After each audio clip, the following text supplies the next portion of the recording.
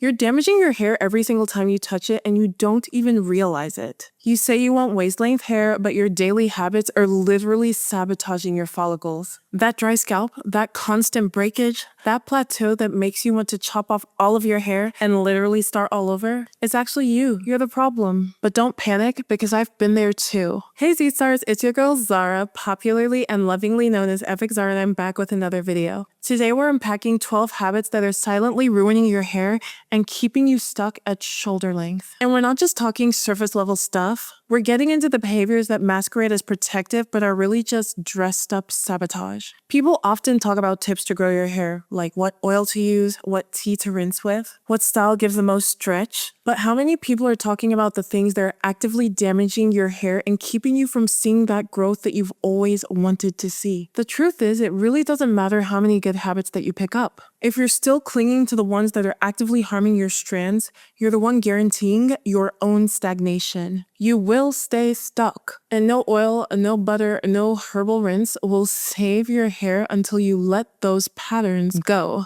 And that's on period. That's why today we're doing something very different. We're taking the time to name, confront, and completely overcome the patterns that are sabotaging our journeys. Because until we root those out, every mask, herb, or miracle oil can only take you so far. Now, I have experienced every single one of these, and they've definitely set me back more than once. In fact, some of them I've even repeated out of habit, out of hope, and out of sheer delusion. But once I truly learned, once I changed, my hair began to flourish in a way that I simply had not thought possible. So if you're ready to get off the length retention struggle bus and actually propel your hair forward, stay with me. Because I'll be sharing a few secrets throughout that have completely transformed my regimen, my hair, and my spirit. Now let's get into it. Okay, besties, so of course, before we get into this video, I'd like you to do the 4 simple things I always ask you to do. Please give this video a big thumbs up so that YouTube knows that you enjoy this type of content. Please comment down below and let me know where exactly you are in your hair journey.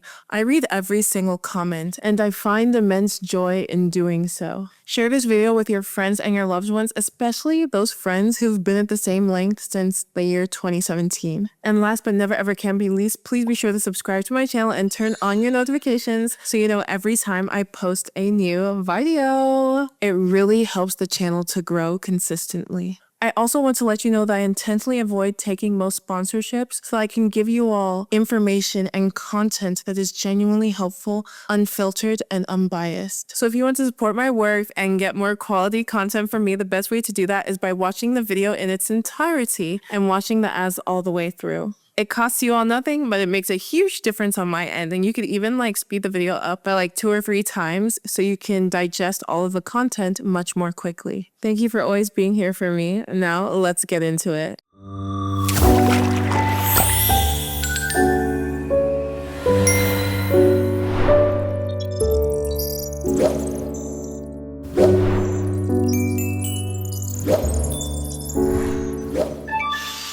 Combing instead of finger detangling.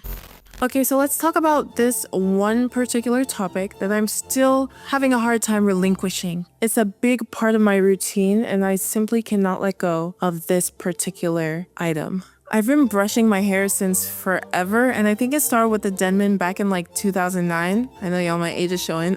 And from there, I tried everything. I remember discovering the earliest iteration of the Tangle Teaser, the iconic brush that I'm sure all of you are very familiar with, when I was still just a passive reader on Curly Nikki.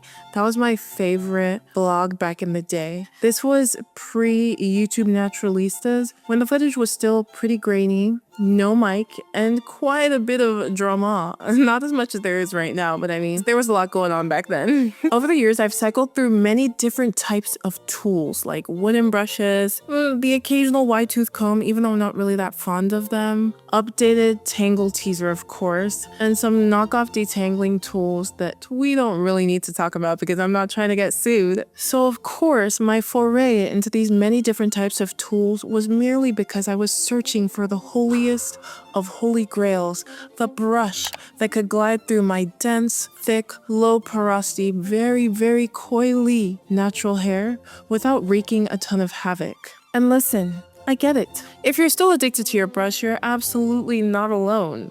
If finger detangling feels like a chore, if you dread wash day because you simply don't have the patience to cycle through section by section, detangling gently with your fingers, I've been you, and honestly, I'm still you. And I'm still working through it, to be very frank. But here's the truth. As much as I love the speed and satisfaction of brushing, that sound, that glide, that easy, breezy, beautiful experience, it will never replace the nuance and gentleness of using your hands. A brush, even a well-made one, is unable to feel around a tangle the way that your hands can. It can't apply instinctive tension or gently soften and work through a knot with the oils that are present on your fingers. And most of these brushes, they're made of plastic, with seams, with pins, with friction. And over time, they absolutely cause mechanical damage, even if it's not necessarily obvious at first. Now, I found that brushing can be much safer when your strands are thick with mucilage, and not just damp. That makes a huge difference. But even then, if you're looking for serious length retention, if you want to see your hair flourish without breakage or those sneaky mid-shaft splits, finger detangling is absolutely the way, period. What's helped me make peace with that, what's made the transition a lot more doable for someone like me, is mucilage-based detangling jellies. They give me the slip I need to not get frustrated, to not rip through my strands. Okra, flaxseed, and bunu fenugreek to slow down without suffering. I have an entire section dedicated to mucilage detangling blends in my recipe Bible, and it's helped thousands of people take back control of their hair. It's holistic, nourishing, and doesn't rely on expensive, underperforming products packed with filler ingredients. I made my own solutions because the current natural hair aisle, to be honest, leaves much to be desired. I'm tired of the marketing fluff. I'm tired of the weak ingredients. I'm tired of the repetitive products that don't actually nourish and give our hair what it needs. With that being said, you'll find my recipe Bible in the top right corner and the description box down below. You don't have to suffer any longer. You can make this journey towards finger detangling so much easier if you use this as a guide to help you. If finger detangling has always felt out of reach, this might just help you change that once and for all. Not having a consistent regimen. When I first went natural almost 2 decades ago, I was probably a bit of a product junkie. Of course, the products back then had better ingredients and were more targeted. They were more diverse and more nourishing, but a junkie is a junkie. High quality products and ingredients still don't make up for having absolutely no regimen. I try things here and there, hop from trend to trend, read Curly Nikki, Black Girl with Long Hair, and other forums, and kind of just hope for the best. One week I'd be all about hydration, and the next week I'd literally be ghosting my hair. Like, what is that? Now, of course, because I was so haphazard, my growth was pretty slow.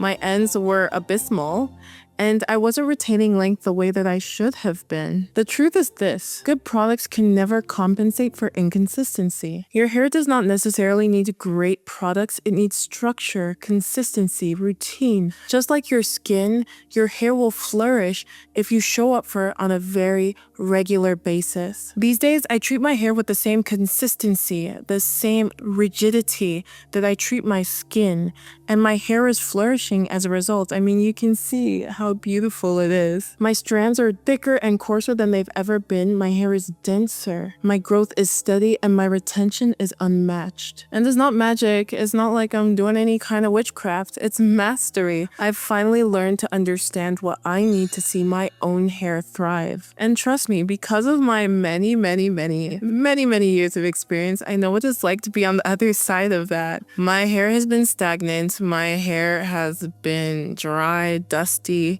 crusty wusty, and just pretty unfavorable because I did not have that solid regimen. If you've experienced that or are experiencing that, again, you're not alone, because it's something that I've been through very intimately. I used to wonder if I was simply doing something wrong or if my hair had reached a point where it wasn't supposed to grow any longer. Of course, with time, with education, with maturity, with consistency, I realized that my hair had not reached any kind of set point. It was meant to go far beyond where it was at.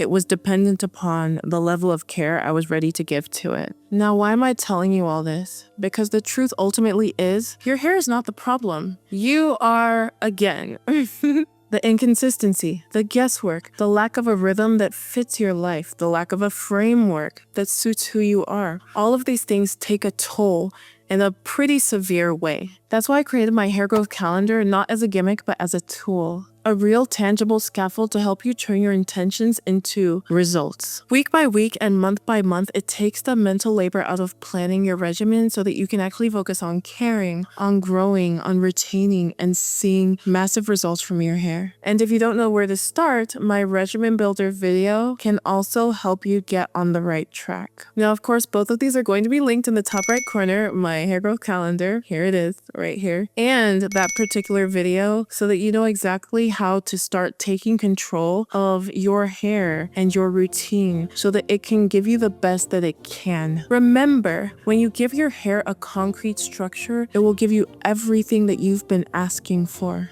Infrequent washing, aka a dirty scalp. Let's get one thing very clear. Your scalp is skin and skin needs to be cleansed properly. Now, I've always taken scalp care very seriously because I have sensitive skin on my body and on my scalp. So I'm not finna play with y'all. I wash my hair weekly. But every once in a while when I actually decided to just let my hair go and take maybe 2 or 3 weeks to wash my hair, that's when I saw the worst of the worst. Guys, look, don't judge my accent. I wanted to try something different. But long story short, my hair suffered in a pretty dramatic way. And it's not like I was trying to be irresponsible. It just so happened that life was doing a lot. And I couldn't get around to doing what I needed to do for my self-care. When I don't wash my hair, my scalp is really itchy. Of course, it can be either dry or oily depending on the season. My new growth feels wiry and tougher than Nigerian hair, as Lil Wayne said. And my coils were dry, parched, they weren't cooperating. It's just a hot mess when I don't wash my hair. So why am I telling you this? Because sweat, product, and environmental grime accumulate pretty rapidly. Just because you can't always see the buildup does not mean that your follicles are not suffocating in the midst of it. Please, I beg of thee, wash your hair weekly. If not with a gentle shampoo, then at least some sort of herbal powder, mucilage, etc., etc., etc., something that has saponin, I beggeth of thee. Because if your scalp can't breathe, your follicles won't function. And if your scalp isn't thriving, your hair will not grow, at least not in the way that you want it to. Slick styles and tension damage. During my master's program in New York City, my go-to style was a very slick ponytail with my edges brushed back and my hair, like my coils, left free. So it was just like a coily ponytail vibe. It was quick, effortless, and felt chic enough and sleek enough to get me through the days of long commutes, long school days, and all sorts. And of course, I was by myself in an apartment in Brooklyn, so I was already stressed as it was. I didn't want to think about my hair that much. What I didn't realize then was that I was creating the perfect storm for a scalp disaster. Now, my hair normally takes ages to dry, and between the constant dampness, the tension at my crown, and the inadequate airflow, my scalp started to absolutely rebel. What began as mild irritation and some itchies here and there turned into a full-on fungal flare-up. And let me be clear, I was not embarrassed, I was very alarmed. I've always taken my scalp health extremely seriously. I do not joke around with my scalp. I treat it with the same respect as pretty much any other body system. So when something goes wrong, I tend to panic just a little bit, but beyond the initial panic, of course, I regulate and try to figure out how we can resolve the issue as quickly as possible to avoid permanent damage. And that particular experience was a turning point for me because it forced me to reevaluate what neat and composed really looks like for someone with my scalp type and my hair type. Beyond that, I had to actually ask myself whether or not these kinds of styles were worth compromising my scalp environment. Spoiler, they obviously are not. Now, what I ultimately did to heal my scalp is get on a really serious scalp care regimen, and I talk more about that in my videos about my scalp fungus in this top right corner right here. So please be sure to check that out. You can see everything that I did to actually heal my scalp within those videos. Now, as far as the formulas that I consistently use to keep my scalp extremely healthy. They're in my recipe Bible. And of course, that's still linked in the top right corner. If you've ever dealt with stubborn flakes, mysterious itching, and flakes that simply won't quit, then both of these resources are going to be super valuable for you. Again, I'm sharing all these things because they're things I've gone through on a very intimate level, and I want you all to be free as well. Please do not take this lightly when I tell you that these slick styles are not necessary, certainly not every day. It's not a joke. Your scalp needs to breathe. Your scalp needs to feel the air. Your scalp needs to actually be exposed to sunlight. Beyond just having long, healthy hair, if you actually want to achieve that goal, it starts with your foundation, and your foundation is your scalp. Please take this very, very seriously, because once your scalp is healthy, every other thing flourishes. Skipping trims or trimming incorrectly. Now let me take you back to December 17th, 2024, a day I simply cannot forget because I waltzed into Candice Beauty Solutions and got my first professional trim in more than 10 years. Now I'm not new to scissors. I've been trimming my hair myself for years, doing what I called micro trims. Now those micro trims were pretty conservative and I was doing them fairly often, primarily because I like my ends to be really clean, but I also didn't want to be cutting off too much progress, you know what I mean? But ultimately, I ended up realizing that that was a bit too conservative because even though at a glance my hair looked really thick, really dense, really popping, I was hiding the real damage, and we'll get into that more pretty soon. Now, why was I doing these micro trims? I was a bit traumatized. I'd experienced heat damage from stylists, so I was afraid of heat. Even though I knew the benefits of trimming on stretched hair, I was afraid to put heat to my hair. I've never really been afraid of scissors. It's just the heat that gets us to the really crisp, clean trim that always gave me pause. Now fast forward, my ends were starting to feel a bit nasty too frequently, and I was like, what's going on? It's not making sense. They were tangled, they were dry, they were fragile, like they were always one wash day away from just completely snapping off. That's when I realized if I feel like I need to trim my hair pretty much every single month and my ends still don't look put together, then there's something inherently wrong. Now fast forward, of course, I've been going to Candice for a few years at that point, like 2 good years, and they were slowly building my trust to get me to a point where I could let them ultimately give me a good blow dry and trim. I had reached that point finally, and December 17th was D-Day. Now, when the time came for them to actually detangle and blow dry my hair, and we actually prepped my hair for the trim, I saw the very harsh reality of my micro trims and neglecting professional trims. My ends were thin, they were sparse, they were kind of crazy, and they literally had to cut off about 4 inches of my hair. Even after that, I still had some sparse areas. You could see them, I'll circle them in the video that's on screen right now.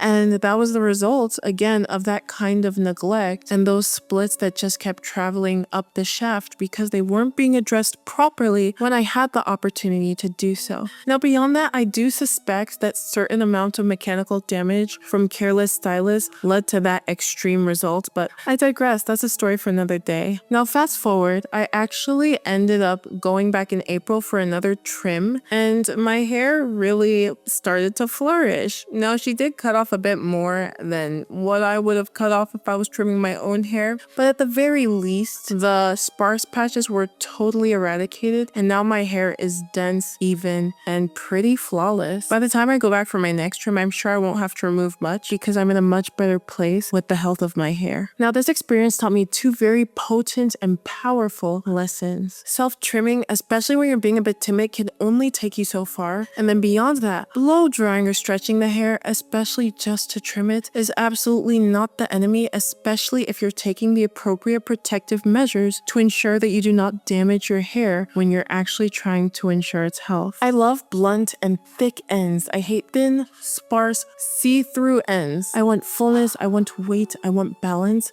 so trims are actually really essential for someone like me. When you keep up with your trims intentionally, you won't lose progress, you'll see dramatic results. Now, the only thing I would recommend, you don't have to be trimming every 3 months. I mean, I guess it depends on your hair, right? It depends on your rate of growth and how often you get split ends. But I think it's more practical to take good care of your hair and trim every 4 to 6 months. Some people can even go as long as a year and not see much damage because they're practicing a low manipulation lifestyle. So ultimately it's up to you.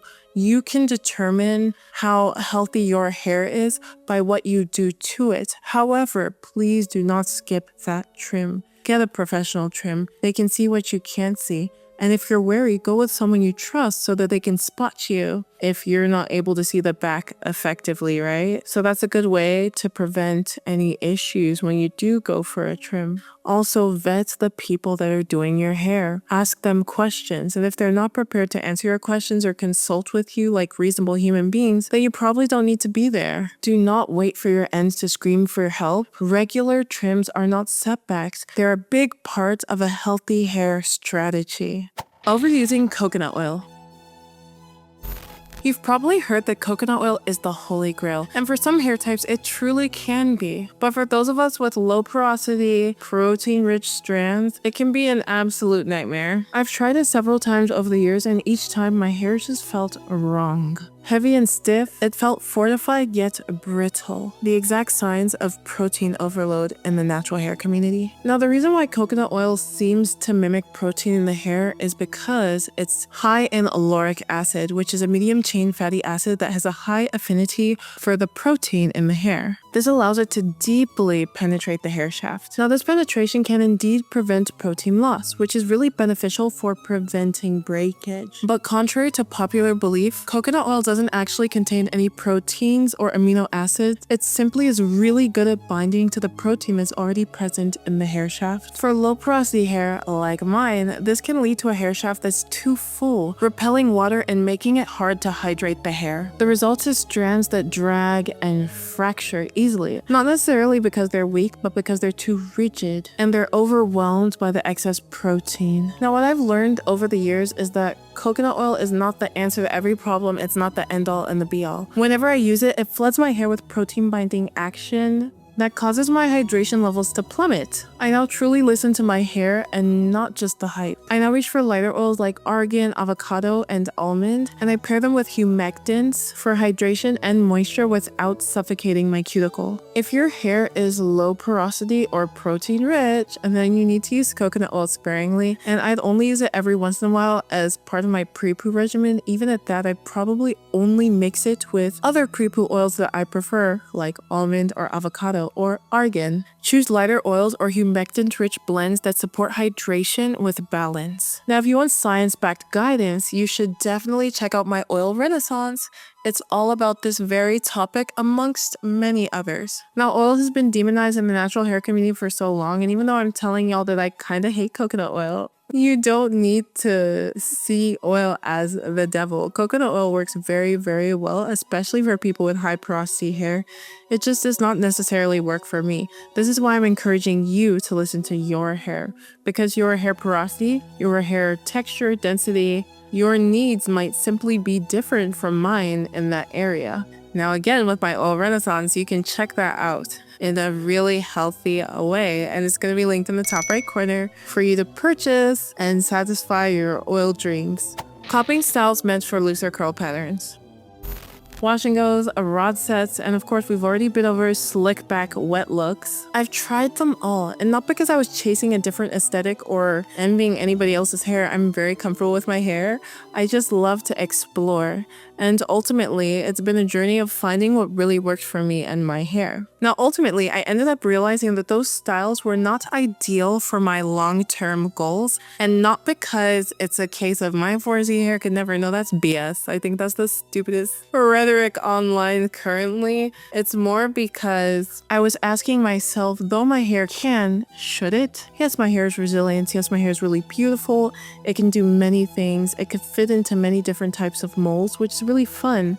It's versatile and compelling. But some of those styles simply require too much manipulation to be sustainable. And for someone who has a very sensitive scalp, who's very averse to tension-based styles, who's not necessarily the best at styling, it's more sustainable for me to do things that my hair actually enjoys, things that are more natural, more native to my texture and my density. Now, all the wear and tear from that manipulation definitely adds up over time, and I didn't want to tire my hair out. I want to actually see positive change. Now with my hair, I focus on doing twists. I love the way they look, and my hair always ends in these soft, beautiful, luscious coils. I also do braids with my natural hair, another really incredible style. Because my hair is so coily, it stays in the style really effortlessly, and it lasts and stays super neat for a very long time. And I don't bother myself with sculpting or laying my edges. Now I did today because I was a bit bored and I wanted to try something different, but it's not something I do regularly and not something I care to do because I'm comfortable with the way my hair expresses itself. Now I'm the kind of person I can very comfortably leave my hair in for 6 weeks, 8 weeks, even up to 10 weeks. Because for me, even when the style is very grown out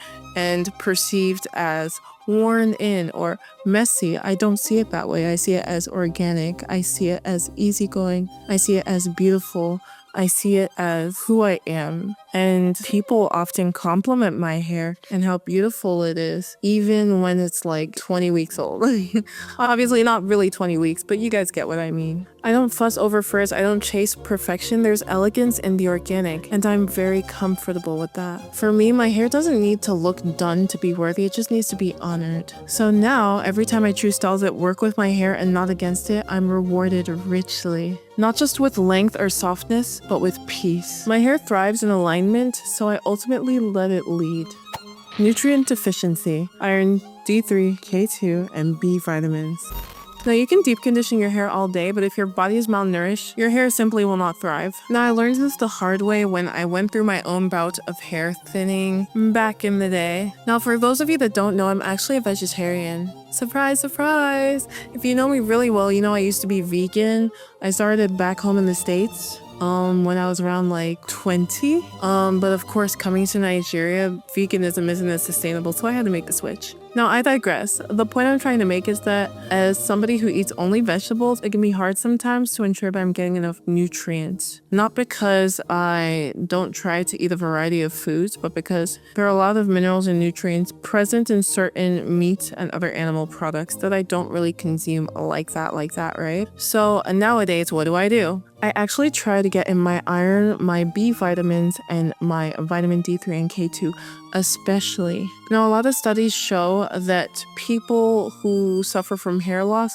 often have low ferritin, aka iron levels, and low 25-hydroxy vitamin D levels. So what do I do to mitigate that? I make sure I supplement not just with a daily vitamin, but also with iron, D3 and K2, as well as magnesium, as well as B vitamins. Now, K2 is really important for vitamin D3 to be super effective because it pairs well with it and prevents scalp calcification. Obviously, if you're having calcification in your scalp, how are you supposed to promote angiogenesis, or the formation of more capillaries? You feel me? Now, beyond that, B vitamins are super important for stress management, folate pathways, and protein metabolism. These are super key for growing healthy, brilliant, beautiful hair. Then, of course, magnesium underpins hundreds of cellular processes, including those that are vital for DNA and RNA synthesis and hair follicle energy production. Topical care is really effective, but it can only take you so far. Your roots need nourishment from within. Now, are you curious to dig deeper about this particular topic? If you are, drop a red emoji in the comment section down below if you want to deep dive into why each of these nutrients is super essential and how to use them safely, effectively, and intentionally for your healthy hair.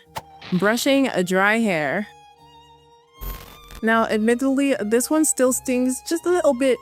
Now, I had just come back from a pretty serious setback. One stylist in one of the Abuja hair salons, which shall not be named, was super heavy-handed with my hair. I almost felt like she was jealous of my hair or something because she was just unnecessarily demonic. She was like a witch, no cap. She was just doing too much, yanking at my hair, rough handling it, even though I was cautioning her, like, do not handle my hair that way. Now, in retrospect, I should have just gotten up and slapped the shit out of her, but I'm saved, I'm redeemed, you know? I'm not trying to behave like that.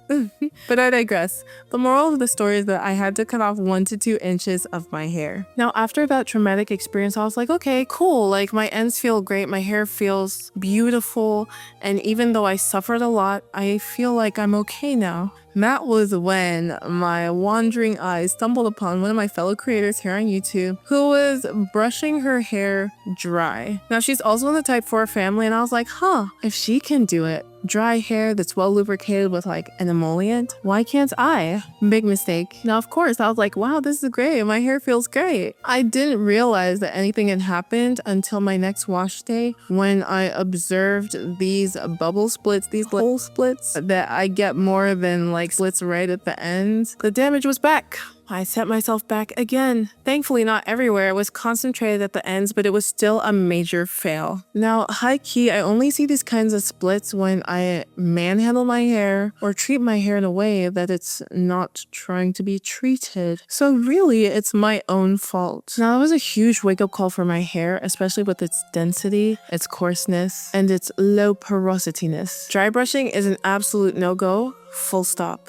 Currently, I only detangle when my strands are hydrated and well lubricated. That does not necessarily mean dripping wet, but it does mean damp with product, especially on the ends. Something that has slip, something that keeps these delicate tips malleable and protected. Anything less is really just me asking for a type of disaster. A natural disaster, if you may. Raffle mal. Using hard water or contaminated water. Hard water is one of the most overlooked factors sabotaging your hair. It's loaded with minerals like calcium and magnesium which bind to the hair shaft, disrupt hydration and moisture, and mess up the natural pH balance of your scalp and your hair. Over time, this leads to dryness, roughness, tangling, breakage, and in some cases, increased scalp irritation follows. This is something that personally I'm still working on. Now, I think we do have like hard-ish water in our house because I do notice that when I use my soap, my skin still feels a little bit scummy, which is why I also use a body wash after I use my soap. But again, I digress. The point I'm trying to make is that I haven't really found a good shower head filter in Nigeria. It's not as plug and play as like other environments, so that's something I'm still actively working on. But if you guys have any good recommendations, let me know. In the meantime, for those of you in other parts of the world, I will link my Amazon store so that you can see some options that I would recommend and some options that I'd use if I was back home in the States at the moment. Maybe I can ask my dad to like get me some and send them to me. I mean, he's back in our country, so that's an option. In the meantime, and that short digression aside, I do use distilled water for all my teas, herbal rinses, and other hair treatments that require me to have water. That's one way I reduce mineral buildup and give my hair clean hydration when I can't control what's coming out of my tap. It's a small but powerful shift that's made a noticeable difference in how my strands respond to my various treatments. If your hair constantly feels dry, resistant to product, and like nothing is really penetrating, this could very well be the issue. You don't need to overhaul everything, but adjusting your water source where you can go a very long way. And of course, if you're in an environment where you can easily get a nice shower head filter, then please do so. Even if you suspect that you don't have hard water, just having something that filters out chlorine and minerals is going to change your hair and your skin for the better. Trust and believe.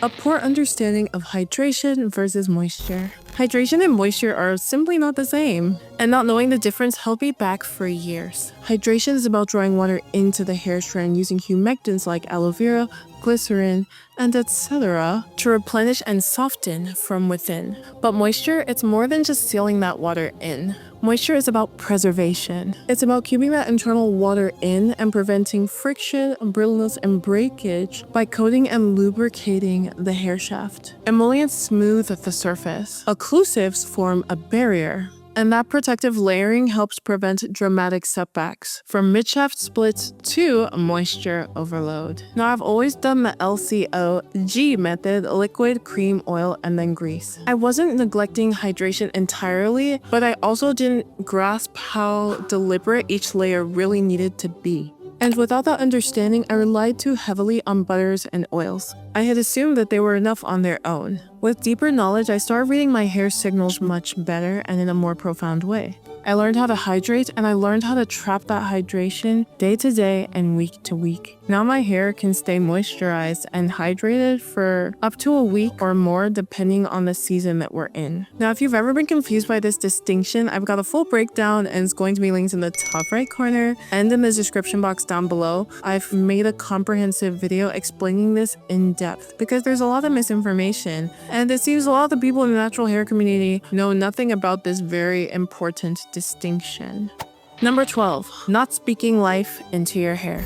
Now this one is spiritual because I'm a really spiritual girly. Now I've always loved my hair, and anyone who knows me knows I'll be the first to say it's regal, it's beautiful, it's powerful, it's pretty much everything that I could have ever dreamed. I've spoken about my hair's strength, complexity, beauty for years with a lot of pride, and that's something that's been consistent. It's never changed. But what I'm learning more and more, especially as I'm reading the Bible again for like the 8th or 9th time, is that being intentional with how you speak, what you utter, is so important. It's just as important as believing a thing. And if you speak a thing often enough, you will eventually believe it. Now, I will post a Bible verse here to support this, so you guys can just check it out on the screen before we move on. Pause to read. But it's something I'm still growing in. Now, my sister's always been really good at speaking positively, but I'm working on speaking out loud and speaking life into my hair, actually like prophesying over my hair, essentially, and speaking into existence what I really want it to become. That's so deeply important. It's important to thank God for your hair. It's important to affirm its growth, its beauty, its resilience, its flawlessness, its softness, its health, not just in your mind, but out loud, constantly, multiple times throughout the day. Now, this isn't just a reflection of how much you love yourself and your hair. It's also a reflection of what you want it to be. Now, if you take a look at human beings, everyone has a name, right? My name is Zara. Now, Zara means dawn of day. It means good beginning. It means blooming flower. So it's a really bright, beautiful name. And a lot of the compliments that I get regarding who I am are actually very related to my name. So people often say, wow, you're so beautiful. They say that I'm effervescent. They say I'm a breath of fresh air. They say that I bring light into the room. Now, it's one of those things where my name is truly a reflection of who I am and who I continue to grow into. And I knew when I was a child, and I felt like, okay, you know what, I'm not like a baddie yet, but I know I will be one day. I held on to that meaning of blooming flower. Now, why am I telling you this? Because what you want your hair to become is ultimately going to be a reflection of what you speak into it. You might even consider giving your hair a name that reflects everything you want it to be. And actually, I'm going to do that too. So if you're coming up with a name for your hair, please drop the name for your hair in the comment section down below and tell me the meaning of that name that you've given your hair. Now, even though your hair is, protein and is not living, your follicles are living. Your hair still has your own lifeblood in it, essentially. It is a part of your body. There's a reason why spiritualists will take people's hair and use it to do witchcraft or juju. It's because it carries that person's essence. So please, don't joke with your hair. Don't joke with how you speak about it. Don't joke with how you show up for it. Treat it with care. Treat every part of your body with care and speak life into every part of who you are. It's so important. Now, every single touch, product, thoughts you give to your hair is a message, and your hair is absolutely listening. If you're careless, your hair is going to reflect that. But if you nurture it with consistency, science, softness, care, and spirit, it will reward you. It will grow, it will thrive. And the version of you with the hair that you dream about, she's not a fantasy. She's not some mythical unicorn that exists only in before and after photos. She's real, and she's waiting on the other side of your divine alignment. So please start today. One shift, one change. One step towards the version of you that is no longer guessing. She's moving with clarity, rhythm, and results. And if you're ready to take that step with real strategy and support, please be sure to grab my Ultimate Hair Growth Bundle, the most powerful, transformative collection that I've ever created. If you're trying to grow your hair and nothing's working, or worse, you're stuck in that cycle of breakage, scalp issues, and product confusion, this is what I recommend, my Ultimate Hair Growth Bundle. I made it for people who are done guessing, people who want a full system rooted in science, real-world results, and deep herbal knowledge. You get my recipe Bible, 40 plus of my most potent scalp and hair formulas, from pre-poos to deep treatments, all categorized by function. Every ingredient is broken down, and it includes a full glossary, usage instructions, and even clickable links for for easy sourcing. Then there's the hair growth calendar. It's a 3-month plan, customizable by porosity, scalp type, and even how you style your hair. It's structured to give your follicles the inputs they need to stay in an active growth phase while minimizing mechanical and environmental damage. You'll also get my Holy Grail product guide, a curated list of the products I actually use, with pros, cons, and ingredients explained so you're not just buying hype. There's also a 16-page planner to help you stay consistent because growth without structure is simply chaos. And for those dealing with real scalp concerns, dandruff, eczema, excess oil, inflammation, I built the Scalp Compendium. It breaks down scalp conditions from a biological standpoint and gives you targeted herbal solutions backed by actual healing pathways. You'll also get my Shea Remedies Guide, which clears up the myths and shows you how to use Shea effectively for retention without buildup or breakage. And finally, my Oil Renaissance Guide walks you through the physiology of the hair strand, the science behind lipid sealing, high growth fatigue, and why oils, when used correctly, are essential for real hydration retention. It's not about slathering on grease, it's about strategy. If you've ever felt like you were doing everything right and still getting nowhere, this is why. Because it's not just about doing things, it's about doing the right things in the right order with the right tools. This bundle gives you that. Everything in one place, all organized, and backed by almost 20 years of experience and research. You can grab it at the link in my bio and in the top right corner, of course. This bundle has helped thousands take control of their hair growth in a scientific, holistic, God-honoring way, without breaking the bank or falling for trends that simply do not respect your texture or your ultimate goals. And yes, updates are coming, and the price will increase when the final versions roll out. If you want to lock in everything now at the most affordable rate, then now is your moment. It's all linked in the top right corner, of course, and the description box down below at the very top. So of course, if you've made it this far, please drop a blue emoji in the comment section down below. Don't forget to thumbs up, share, comment, and subscribe. And please stay tuned for my next video. I love you all so much. Soli Deo Gloria, and I will see you in my next video. Ta-ta!